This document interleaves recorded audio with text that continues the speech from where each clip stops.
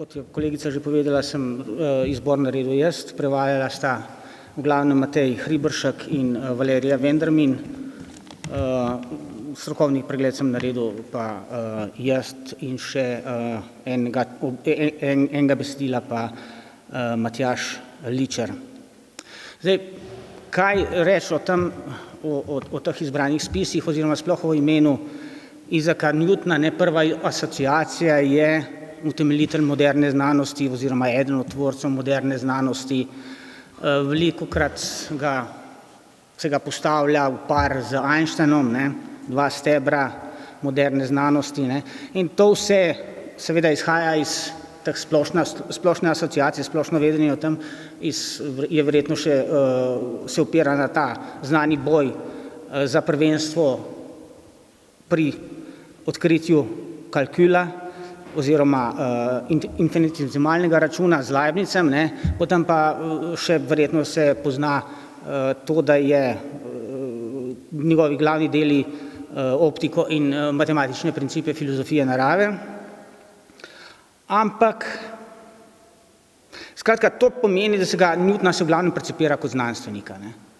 Eden od zastavkov te knjige je, da se pokaže, eden od zastavkov pravim, da se pokaže, da Isaac Newton ni bil znanstvenik, ne. Znanost je nastala 50 let po Isaacu Newtonu, znanost, kot jo pojmujemo danes, ampak da je bil Isaac Newton filozof. In to filozof v smislu tega, da se je ukvarjal s filozofijo narave in da se istočasno ukvarja tudi z metafiziko. A ne? Skratka, to pomeni, a ne, da moramo Newtona brati v kontekstu pretežno mehanicistične filozofije narave njegovega obdobja in druga teza oziroma drugi zastavek te knjige pa je tudi to, da ne moramo glavnih njegovih del matematičnih principov filozofije narave in optike poznati, če ne razumemo njegovega miselnega razvoja, ne. Zato ima to delo naslov Izbrani spisi 1, ker imam v načrtu, da bi naredili še Izbrane spise 2.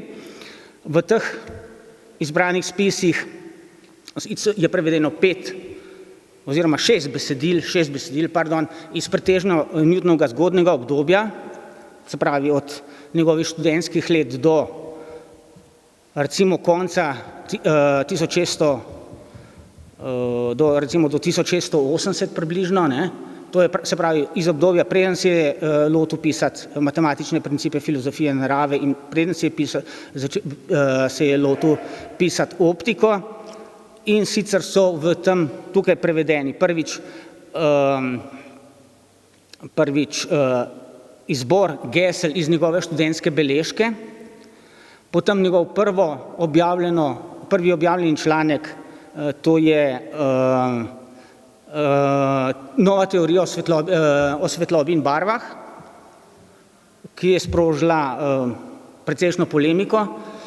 Potem tretje delo je prvi del besedila razprave, ki ni bilo objavljeno, ampak so ga brali na srečanjih Kraljeve družbe v Londonu in ga poznamo pod naslovom Hipoteza o svetlobi. Potem je četrto delo, ki je po moje najpomembnejše tukaj, ker zelo lepo izkazuje, kaj so bili njegovi glavni problemi, katere probleme je želel reševati, in to je rokopis, ki ga poznamo pod naslovom Degravitazione oziroma o težkosti. Ne mislim, da je gravitas za Newtona pomeni, gravitas je klasičen izraz, s katerim so od Aristotela naprej, poimenovali težkost, ne pa gravitacijo, ne. Newton je temu dal drug pomen postopoma. Potem pa sledi še ravno tako neobjavljen osnutek o zraku in etru in prevodni del knjige zaključuje pismo Robertu Boylu. Samo še nekaj besed o recimo nekaj stavkov v vsakem od teh besedil. Ne. Prvo besedilo izhaja iz njegove študentske beležnice in sicer iz tistega dela študentske beležnice, ki jo je naslov Nekatera filozofska vprašanja.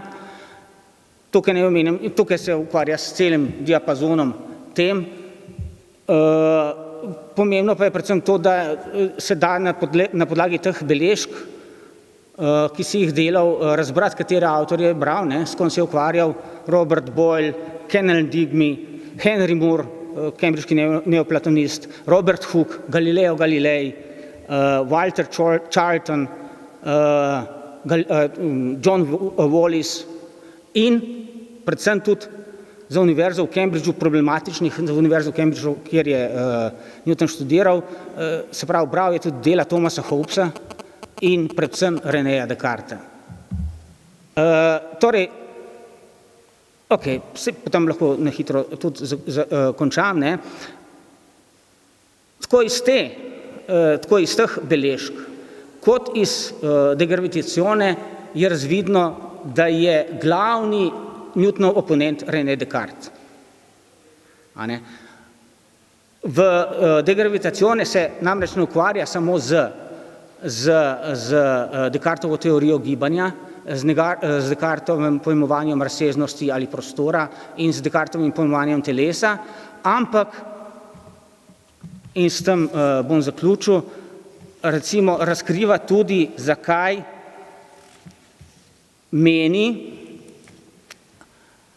se mu je zdelo potrebno filozofsko obračunati z Descartom, ne, s Cartesijevo filozofijo. Naj navedem. Ne.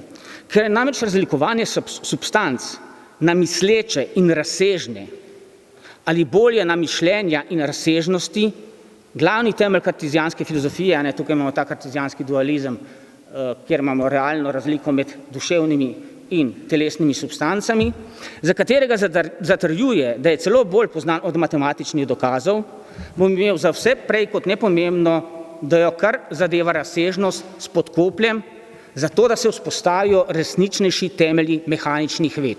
Se pravi, če ne odpravimo te metafizične napake po Newtonovem mnenju, se izgubijo resnični temelji mehaničnih ved. Ampak Newton mu še globlje, in sicer teološko-metafizične motive za napad na Descartesa, ne, in sicer pravi takole, oziroma takole bom parafraziral, pravi: namen kritike ni samo vzpostavitev resničnejših temeljev mehaničnih znanosti, temveč bo Newton, kot pravi sam, na podlagi novih filozofskih pojmovanj, predvsem tistih, ki zadevajo naravo telesa, ki po njemu ni samo razsežnost, kar je menil Descartes, potrdil glavne metafizične resnice.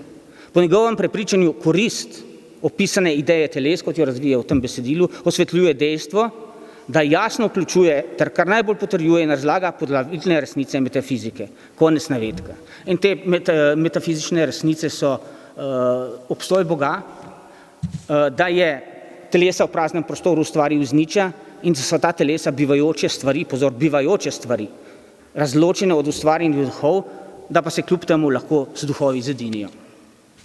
Samo še za zaključek, to, da je kot Newton, kot svojega nasprotnika, tudi v kasnejših letih, ko je pisal matematične principe filozofije narave, imel Descartesa, je razvidno razvidno iz njegove naslovnice, kjer je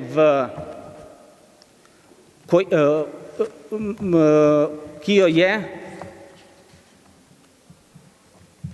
koncipiral tako, da so filozofije principija poudarjeni. Namesto Descartovih principov filozofije imamo zdaj Newtonove principe filozofije. Hvala lepa.